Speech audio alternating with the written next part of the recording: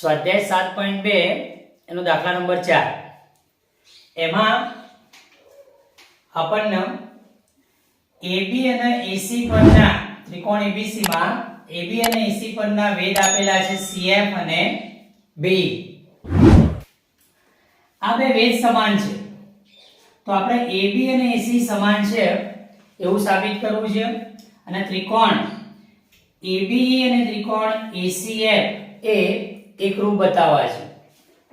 તો જોઈએ ત્રિકોણ AB અને ત્રિકોણ ACF માં ખૂણો એ બંનેમાં આવે છે ABE એમાં આ ખૂણો એ આવે છે અને ACF એમાં પણ ખૂણો એ આવે છે.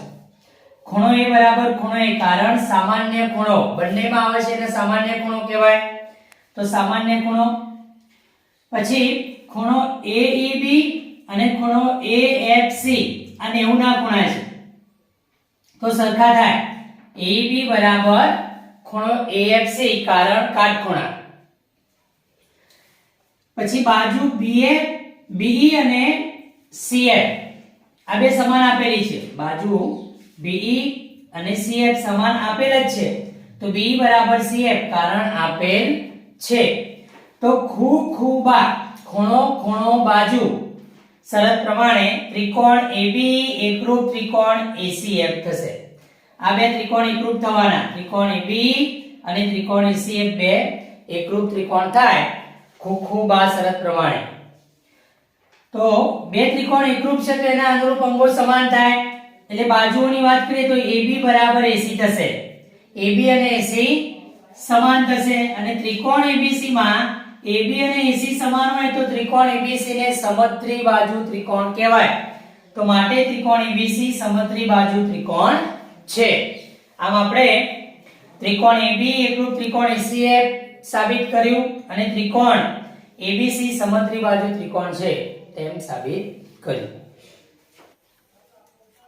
સ્વાધ્યાય 7.2 દાખલા નંબર 5 એમાં આપણને એક આકૃતિ આપી છે એમાં કહ્યું છે કે ત્રિકોણ ABC અને ત્રિકોણ DBC સમત્રી બાજુ ત્રિકોણ છે. આપણે ખૂણો ABD બરાબર ખૂણો ACD સાબિત કરવું છે. ત્રિકોણ ABC માં AB અને AC સરખી આપેલી છે બે બાજુઓ અને ત્રિકોણ DBC માં BD અને CD બે બાજુઓ સમાન આપેલી છે. આપણને અહીં આપણે A અને D ને જોઈન કરીએ એટલે AD દોરીએ તો AD દોરો. હવે બે ત્રિકોણ બને છે ત્રિકોણ ABD અને ત્રિકોણ ACD. આ જે બે ત્રિકોણ બને એમાં AB બરાબર AC છે જે આપણને આપેલ છે. ત્રિકોણ ABC જે સમત્રી બાજુ ત્રિકોણ છે ઉપરનો એમાં AB ને AC સરખા છે તો AB બરાબર AC કારણમાં લખીશું આપેલ છે. BD બરાબર CD છે નીચે DBC માં BD બરાબર CD નીચેના ત્રિકોણ DBC માં તો BD બરાબર CD કારણ આપેલ છે એવું લખીશું. હવે AD આપણે જે દોર્યું બંને ત્રિકોણમાં આવે છે તો AD બરાબર AD લખાય. બંને ત્રિકોણની સામાન્ય બાજુ છે એટલે AD બરાબર AD કારણ સામાન્ય બાજુ. તો બાજુ અને બાજુ ત્રણેય બાજુ પહેલી બાજુ બીજી બાજુ ના ત્રીજી બાજુ ત્રણેય બાજુઓ સમાન થાય છે એકબીજાની. તો માટે ત્રિકોણ ABD એકરૂપ ત્રિકોણ ACD લખાય કારણ બા શરત પ્રમાણે બાજુ શરત પ્રમાણે આપણે આ બે જે ત્રિકોણ ને એમને એકરૂપ બતાવી શકીએ. હવે બે ત્રિકોણ એકરૂપ હોય તો એમના અનુરૂપ ખૂણા સમાન થાય તો ખૂણો ABD બરાબર ખૂણો ACD થશે. તો માટે ખૂણો ABD બરાબર ખૂણો ACD કારણ CPCT એકરૂપ ત્રિકોણના અનુરૂપ ખૂણા સમાન હોય એટલે ખૂણો ABD બરાબર ખૂણો ACD આવી રીતે આપણે સાબિત કરી શકીશું. દાખલા નંબર 6 એમાં આપણને અહીંયા એક આકૃતિ આપી છે ને એમાં કહ્યું ત્રિકોણ ABC જે એમાં AB બરાબર AC છે અને D બિંદુ એવું છે કે જે AB અને AD સરખું થાય એવું AB પર આવેલું છે D બિંદુ ને અહીંયા બનતો ખૂણો BCD જે રહ્યો એક કાટખૂણો છે એવું આપણે સાબિત કરવું છે. તો અહીં આપણી પાસે AB બરાબર AC છે બીજું આપણને એમ કહ્યું છે કે AB અને AD પણ સરખા છે, એટલે કે AD બરાબર AB છે. એનો મતલબ એવો થાય કે AB બરાબર AC બરાબર AD.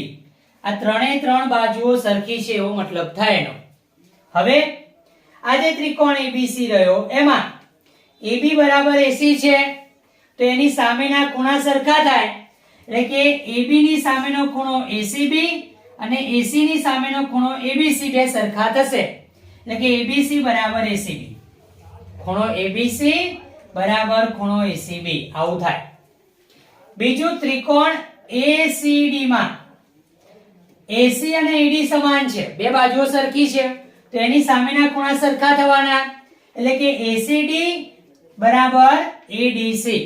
ખૂણો ACD બરાબર ખૂણો ADC થશે. સમાન બાજુની સામેના ખૂણા સમાન હોય ત્રિકોણમાં.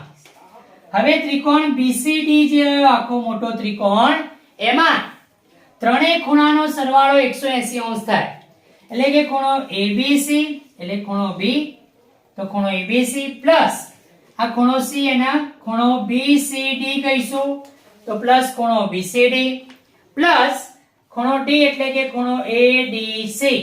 આ ત્રણેય ખૂણાનો સરવાળો 180 અંશ થાય.